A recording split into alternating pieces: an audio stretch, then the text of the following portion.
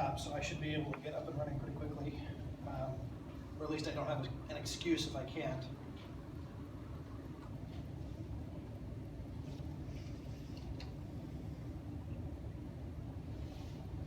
So how many people here are on Twitter? All right, so I wrote some software that allows me to tweet my presentation as I'm giving it. So as you see the slides that go across Twitter, I'm at Fred Schroeder, which I guess is not on the board, but is not on there either. I should put it there too. So that's the problem with using tools you write yourself. You know, you only think of it in the moment when it's a good idea. So this is a kind of conceptual relationship that we have with our capacity to compute. So if we look backwards in time, we had the computer revolution. Before that, we had this slowly trending capacity where innovations in data processing were things like papyrus, using notational logic for making notes, using small machines like the machines they use for doing surveying to do computation, and then all of a sudden at crescendos we start using silicon to compute, and then from that point, first of all, on the bottom you can see the data that we as humans can process without silicon actually goes down. So the average person today can compute with a single piece of paper and a pencil less than our grandparents could, because we've lost the skill. You know, everyone carries a small supercomputer in our pockets, right? So that's actually going to get worse and worse and worse. I don't know if you heard, but when we went through school, probably we still had the mandatory, calculator, where you had to use the calculator. That's no longer a requirement. So they've retired that, so you don't have to buy the TI, whatever it is, to get through high school anymore. That makes perfect sense, right? We all carry computers with us. But our capacity to compute without silicon essentially over. If you go to Best Buy and you buy any PC that you can buy there, your computational power puts you ahead of the digital divide. And the amount of computational power that that device gives you continues to go up in a positive way. But it also creates, from a societal perspective, this gap between those of us who are able to afford a cell phone, afford access to the internet, afford a PC of some kind, and everybody else. And then if you look at the most expensive computer, you'd be surprised, relative to even a few years ago, you'd be surprised how little money you can spend on a computer at Best Buy. If you go to Micro Center or Fry's where you're building your own, you could probably get into the tens of thousands. But at Best Buy, I'd be surprised if they have anything there that costs more than $5,000. So that's the highest level of computation that you can reach as just a consumer. And then there's, how many people in here are comfortable spinning up cloud instances of multiple machines and running things that they do? Some of us. You all know someone here who can do that kind of thing, right?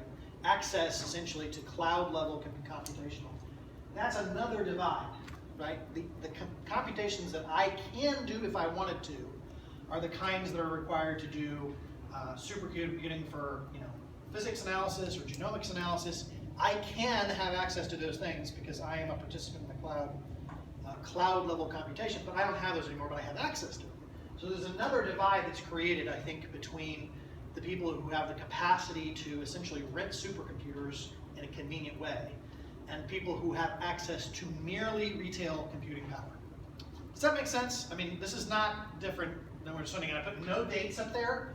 I'm even kind of like lazy with where I put my amounts of data because I'd like to be able to use this chart in 3 months. And if I put any kind of like indicators of where things were, I would look like an idiot really soon. So I put none of that information for context here. It's just a way to think about what's happening. Does that make sense to everybody? Yeah. So should you have one more divide in there? There are the Googles of the world that don't have to. Yeah, I mean, that's an interesting question. Is there a difference between owning and renting supercomputers and having, I have access to this kind of, well, Amazon and Google and all the people who essentially rent their supercomputing, Microsoft, they want to convince me that that it's the same for me to be able to have this kind of like, you're never going to be able to reach the top. Yeah. supercomputing power. But obviously, I think you're right. You know, there is a difference between owning that and running it all the time and renting it. But I do think it's a bigger gap between the owners versus the renters in that space versus people who merely have access to computing power. I think today, people, we're not at a point where this divide is felt. Because there's nothing like, a person, you know, who dropped me off in Uber today doesn't want a supercomputer in his car. They don't know what they would do with it, right? But I don't think that will be true for long. But again, I'm guessing at this point, like towards the right edge, you know, who knows? How many people know what I mean when I say big data or feel like they're comfortable with that term? So there's the 3 V's, you know, volume, velocity, variety. Some people go as many as 7 V's, but the original definition of big data is actually a definition of a problem of big data, which is to say there's a bunch of these companies like Google and Facebook and Amazon were having problems with how much data they were getting, how fast they were getting it, and all of the different processing tasks they needed to process all those different kinds of data. And most of what we call big data is answers to a problem, and not in themselves a good thing, right? They are solutions. And so when you think about the problems, you're talking about the V's. And for me, the V's break down to too much, too fast, too different, too hard to trust, too many meanings. And because there are V's that go along with those, it's I almost always get this wrong. Volume, velocity, variety, veracity, and variability are the V's that go along with these problems. I like the too many, too much. It's easier to understand. And you know, anyways, so those are the V's. I think the other stuff is actually much more interesting. So I'm going to briefly talk about the problem and the practices, but I really want to have a discussion about the implications. So I've got like one slide on the problems and one slide on the practices, and then I'm going to get into the interesting stuff. And I think the interesting stuff is the new things you can do with it and the problems that arise when you start doing those new things, right? The implications. So I'm going to blast through the problem and I'm going to blast through the practices. How many people here know what Hadoop is and understand kind of roughly what its implications are? So Hadoop was a program released by Google that allowed you to do very extensive horizontal computing and essentially kind of broke a barrier for doing large-scale computation in a generalized way across lots of computers. And horizontal scaling database technology, which is what, you know, Hadoop was kind of the harbinger of that movement. Machine learning and data visualization and data mining techniques, the modern version of all those things taken together are the ways in which you solve the problems of too much, too fast, I think there's probably some interesting things going on. I could talk a little bit about TensorFlow. How many people know what TensorFlow is or have heard of TensorFlow? So Google has released a machine learning platform called TensorFlow, and they have really done a lot to make the neural network approach of doing deep learning and machine learning more accessible. They've done a wonderful job of that. Those are powerful tools. I think there's some really interesting things going on with graph technology. I think there's some really interesting things going on with text processing. We actually have a text processing, if you don't mind me highlighting you, a text processing person in the room. So those are all interesting. But I think, again, it's more interesting to talk about some of the promise. What I believe the right way to categorize the promise of big data is you start to be able to get your hands around phenomena that are only grokkable and understandable at scale. The classic example is every glass of water or you know, I think I had a Coke there, it's on the table, is subject to the tides. Right? The moon is moving the liquid inside our bodies, inside the glasses of water. It's not something you can detect at scale. Now, if you stand by the ocean for 4 days, you can very clearly see that there's this tremendous phenomenon, the ocean going up and down as the moon moves around. So the tides is a great example of a natural phenomenon that you cannot see until you reach a particular scale, but is always applicable. I think there are, especially around text mining in healthcare, is a great example of that, lots of problems that are phenomena that are tide level phenomena that until you have considered them and kind of reached mass on a huge scale, you can't apply them to other scales. So I think there's a good case to be made And of course, text and healthcare, I mean, this is a wonderful slide. I don't know how many people have seen this online. But an electric eel is not an eel, mountain goat is not a goat, maned wolf is not a wolf. My favorite here is more complex, is the peacock mantis shrimp, which is not a peacock, not a mantis, and not a shrimp. Right? This is just the animal kingdom, the semantics of the animal kingdom. Of course, I don't know if you can read that, but horny toad is probably my favorite, which is not a toad and only thinks of you as a friend. Very, very funny. Some of you will get it tomorrow. And again, I'm tweeting the link to this. So, you know, we have a lot of language games that we play in healthcare that are pretty hard to unpack. Let me get more specific. This is a real script, right?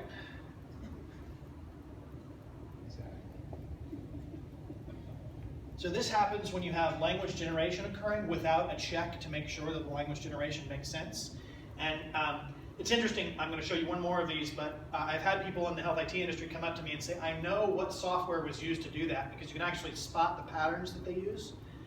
And essentially what this happened was someone was writing a script in a digital way, and they clicked the box, and they unclicked the box, and they unclicked the box, and then they clicked something else, and then they clicked something else, in an order that was unexpected by the software, and then you get this kind of gobbledygook.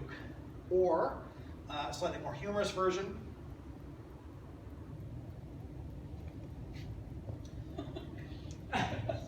Right?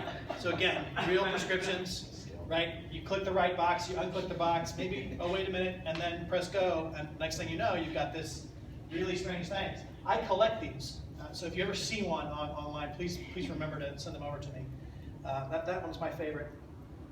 So what about, I think problems like that are going to be well solved by, you know, text mining, text processing, TensorFlow, these kinds of things that really are getting closer and closer. How many people here are using Alexa, Amazon Alexa service? Okay, I'm using it to turn on off my lights. It's a very frustrating conversation. How many people use Siri on a regular basis for like more stuff than just like, you know, set an alarm, kind of in an extensive way? Anybody use Siri? How about Google Now, and then Microsoft's is Cortana. Yeah, Cortana. Anybody else use any of those? For some reason, my voice isn't recognized by any of my phones or my car. My enunciation is too Texas or something. Yeah, no, I feel your pain. So, like, I have, the only thing I say to my Alexa is turn off all the lights. Like, I got the lights rigged up, and if I say turn off all the lights turn off. It's wonderful. If I say turn off all the lights, it says, I don't know, it literally says back to me, I don't know what you mean by turn off all the lights. I'm just like, you understood the words because you just said them back to me, and I say this every night. I don't get it.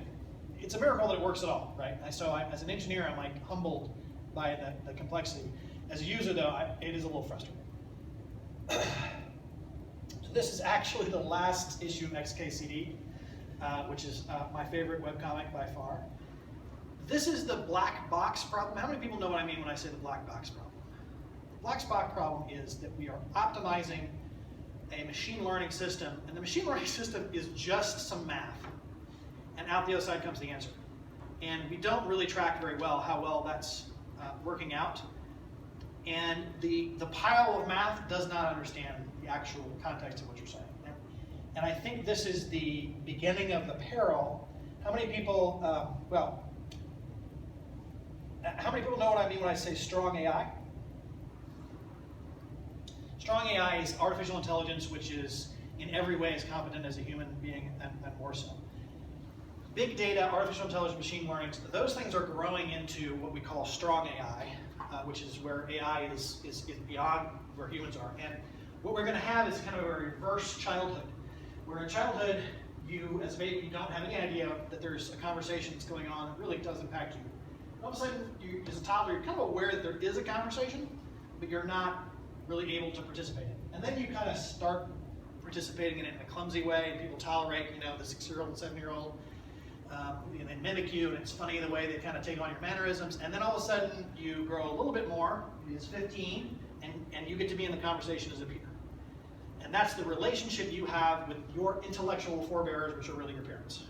Now, we are going to have exactly the same relationship with artificial intelligence and big data in reverse. So to start with, we participate in the conversation as a peer. That's where we are today.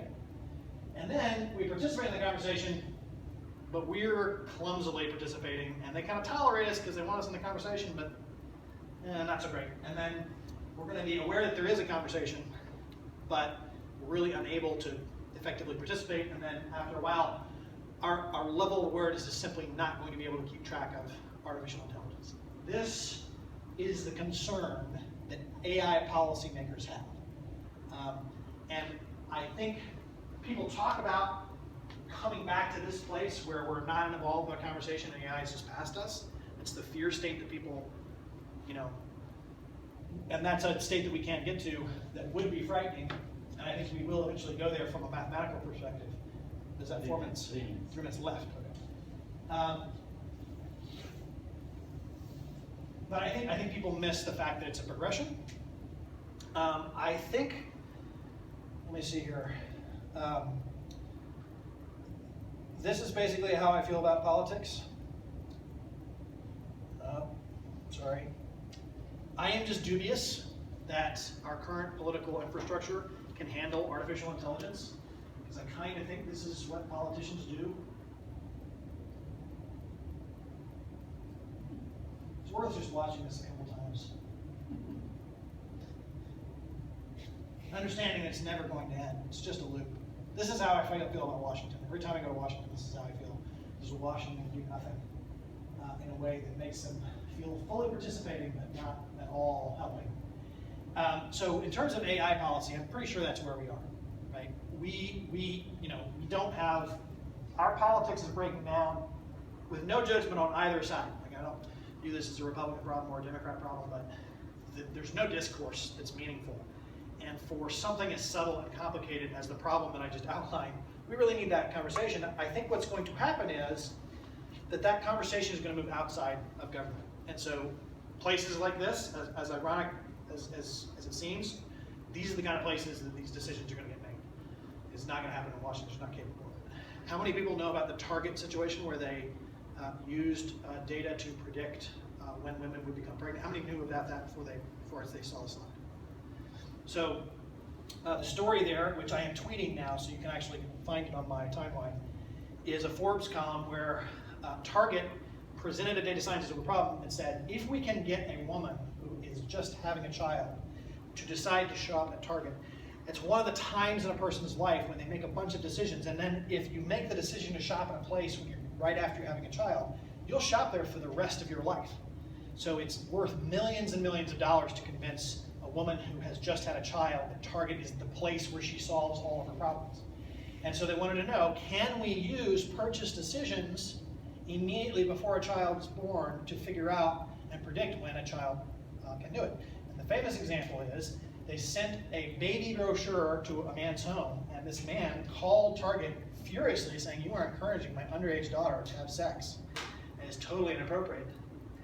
And they called him back to apologize, and by the time they called him back to apologize, he said, I must apologize to you. There were things happening in my house that I did not know were happening. Right, so, and of course, the algorithm is simple. It's like, well, all of a sudden your skin changes when you first become pregnant, and you really want lotion in a way that you didn't want before. Maybe you want prenatal vitamins, and maybe, so picking up items at Target allows you to see whether or not you're pregnant. Great example of healthcare data, not in a healthcare context, and it being kind of used in a way that makes us feel a little bit uncomfortable. And so that's the peril argument that I said. But everyone should know that story. And that's, I think, the last slide, which I should leave on. Artificial intelligence is a super interesting technology. There's a lot going on. There's a lot of progress being made. I am concerned with the implications. I'm concerned about cybersecurity. David and I have been working on cybersecurity issues for quite some time. His talk is going to be super interesting. I view cybersecurity and this issue as one part of a larger problem, which is the way in which digital technologies operate as power infrastructures in our lives.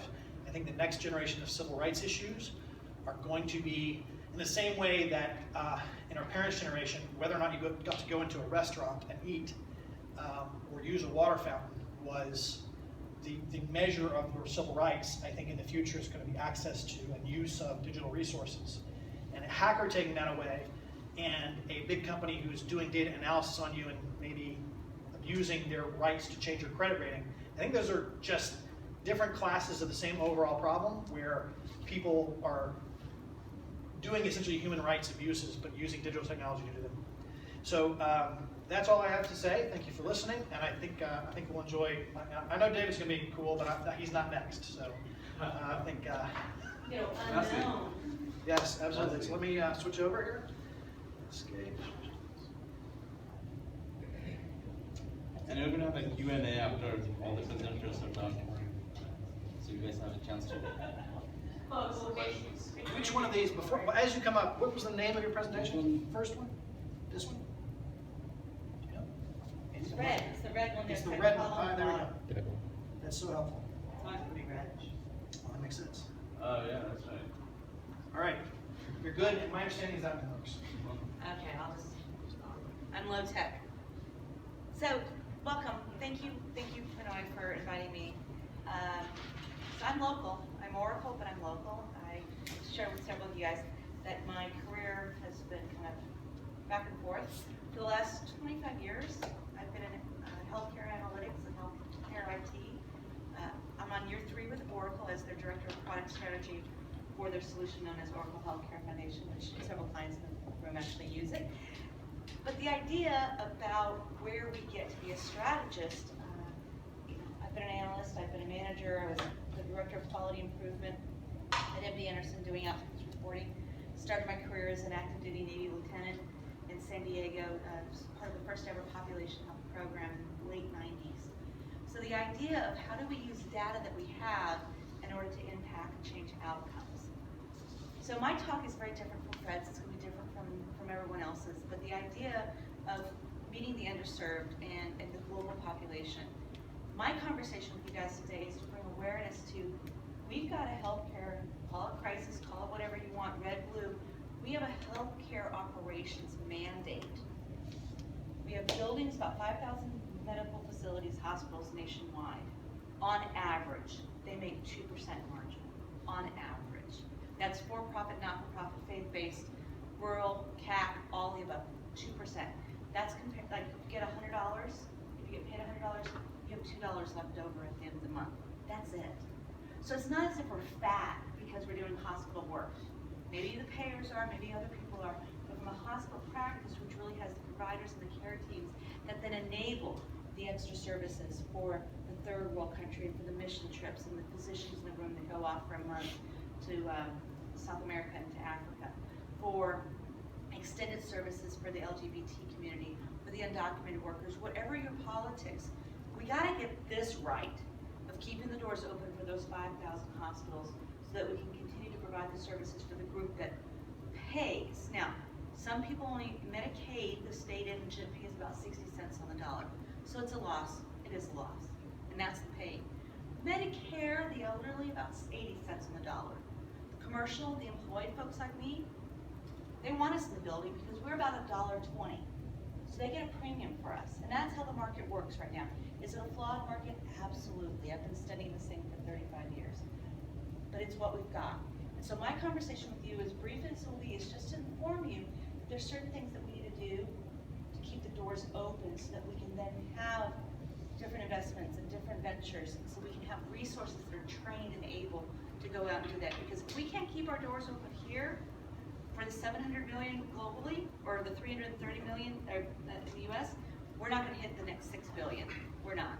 So that's just my conversation with you guys today. So it's not as disruptive as with Fred or for the other folks, but it's just kind of give you a cursory as far as what's going on in the US. Another side note, did some PhD coursework at UT Health Science Center here, and it was a PhD in public health, and I wanted to do population health. All right, because we've got a lot of chronic conditions that are needing to be managed. This was 8 years ago I started the coursework. Never finished, I just did the coursework. But the idea of all my contemporaries, all my peers were worried about going off to different parts of the globe. I was focused on what we could do here in the US. We have a huge chronic condition. We have diabetes, we've got 6% of the population, give or take, in different communities. Full-blown diabetes, we've got 30% of the population at risk because of comorbidities and obesity. You're shaking your head. Now you're a physician, correct? Yeah. What type? family physician, actually. Family practice, so you see this all day long. There are things that we need to do domestically as well as for those outside our country. All right, moving on. Safe harbor, it's always part of the Oracle statement. I am a strategist, so I talk about things today and in the future. Today's presentation is just really about what's going on today, and everything that I share with you will be is already generally available. So behind us, you see the DC, it's kind of fuzzy, and you see Austin, kind of fuzzy. My son's gonna go off to the UT, and so we were there. It was an honoring page for the day. He's a government major. So he was so proud, and so we went up and we took a picture of the Capitol light and thing. But it's kind of hazy, because that's what's going on. We've got DC, we've got the state. I used this slide in a different format with the Raleigh Capitol in North Carolina 2 weeks ago. They had an extra thing, because they've got a certificate of need going on over there in North Carolina, where you actually have to go and ask the Capitol, as the state, Mother, may I move this bed from this floor to that floor? We don't have that in Texas. We can move things around pretty fluidly. That's Texas. But nonetheless, you've got a lot of things going on. A lot of the buzzwords you hear about the morning news, the evening news, flashes of the newspaper, whatever Tom Price is going to do, whatever Paul Ryan's going to do, whatever Obama did, Hillary did, you name it, it keeps going on and on and on. Everything from the accountable care organizations, mergers and acquisitions, care management, M&A. A lot of divestiture has gone on in the last 6 months. Community health systems out of the for-profit group, they've been selling off their stuff. I mean, if you were to read kind of the national footprint, the C-suite of a lot of these buildings are just going out like immediately. It's not even, oh, I resign and I'm gonna stay through the end of the month. No, they're gone. There's a lot of activity going on, and it's just because of some of the uncertainty with the regulations, and margins aren't being made. And guess what? You're sitting at $500,000 or you're sitting at 250, you're gone. It's just, it's a different market right now.